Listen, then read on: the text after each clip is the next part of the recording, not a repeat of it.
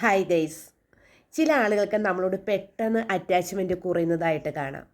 പണ്ടത്തെ ആളുകളെയല്ല, നമ്മളെ കാണുമ്പോൾ തന്നെ അവരുടെ മുഖം മാറുകയാണ്, വേറൊരു മുഖഭാവം വരും.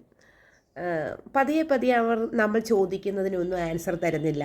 എന്ത് ചോദിച്ചാലും ഒരു നിസ്സംഗത, അകന്നു മാറാൻ ശ്രമിക്കുക. അപ്പോൾ തന്നെ നമ്മൾ മനസ്സിലാക്കിക്കൊള്ളുക അവർക്ക് നമ്മളോട് അസൂയയാണ് എന്നുള്ളത്. ഇനി ഞാൻ പറയുന്നത് എങ്ങനെയാണ് ഈ അസൂയ ഉണ്ടാകുന്നത് എന്നാണ്. അതിനു മുമ്പേ ഞാൻ നിങ്ങളോടൊരു കാര്യം ഓർമ്മിപ്പിക്കുകയാണ്.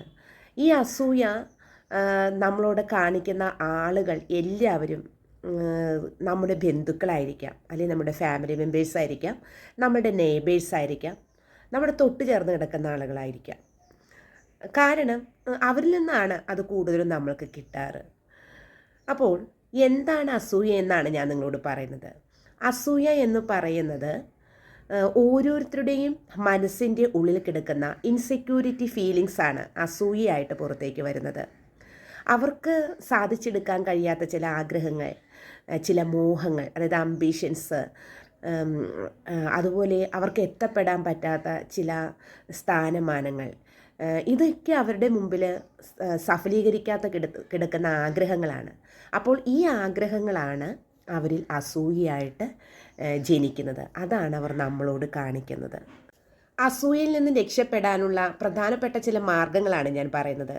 നമ്മുടെ സ്വപ്നങ്ങളെക്കുറിച്ചും, അതായത് ഡ്രീംസുകളെക്കുറിച്ചും, നമുക്ക് കുറച്ച് ആഗ്രഹങ്ങളുണ്ടല്ലോ, അതിനെക്കുറിച്ചൊന്നും അസൂയാലുക്കളോട് ഒരിക്കലും പറയാതിരിക്കുക എന്നുള്ളതാണ്. ഇനി എങ്ങനെയാണ് ഈ അസൂയാലുക്കളെ തിരിച്ചറിയുന്നത്? നമ്മൾ സംസാരിക്കുമ്പോൾ അവരുടെ നോട്ടം ശ്രദ്ധിക്കുക.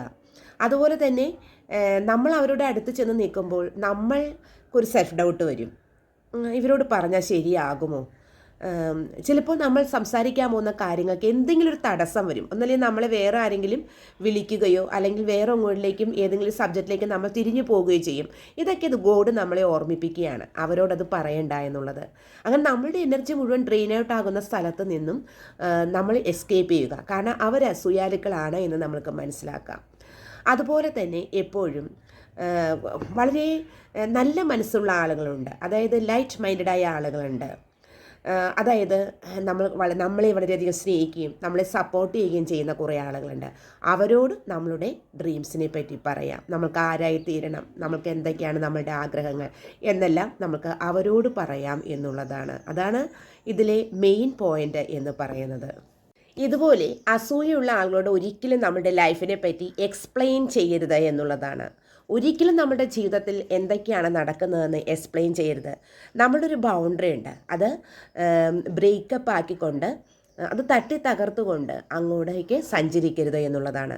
നമ്മളെപ്പോഴും നമ്മളോട് അസൂയുള്ളവരോടും നമ്മളെ ഉപദ്രവിക്കുന്നവരോടും അതുപോലെ തന്നെ നമ്മളെ എപ്പോഴും ശപിക്കുകയും അല്ലെങ്കിൽ നമ്മുടെ തിന്മകൾ ആഗ്രഹിക്കുകയും ചെയ്യുന്ന ആളുകളെ ശാന്തമായിട്ടിരുന്ന് നിരീക്ഷിക്കുക എന്നുള്ളതാണ്. അവർക്ക് നന്മ വരാനും അവരുടെ സ്വഭാവം മാറിക്കിട്ടാനായിട്ടും പ്രാർത്ഥിക്കുക എന്നുള്ളതാണ്.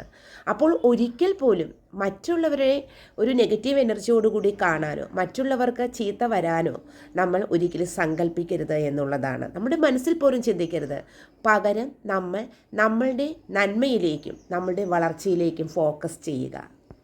ഇങ്ങനെ അസൂയുള്ള ആളുകളെ നമ്മൾ ശ്രദ്ധിക്കാതെ നമ്മളുടെ വിജയത്തിലേക്ക് മാത്രം ശ്രദ്ധിക്കുക. നമ്മൾ കാമായിട്ടിരിക്കുക, ക്വൈറ്റായിട്ടിരിക്കുക.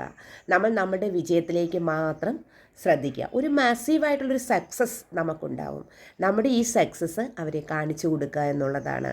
കാരണം നമ്മൾക്ക് വിജയം സുനിശ്ചിതമാണ്. നമുക്ക് ആ വിജയം ലഭിക്കുകയും ചെയ്യും എന്നുള്ളതാണ്. അപ്പോൾ എപ്പോഴും അസൂയാലുക്കളിൽ നിന്നും ഒരു പടി പിന്നോട്ട് മാറി നിൽക്കുക. നിങ്ങളുടെ ഡ്രീംസ്, നിങ്ങളുടെ ജീവിതത്തിൽ നടക്കുന്ന കാര്യങ്ങൾ, നിങ്ങളുടെ ആംബിഷൻസ്, നിങ്ങൾക്ക് ലഭിക്കുന്ന അച്ചീവ്മെൻറ്റ്സ് ഒന്നും അവർ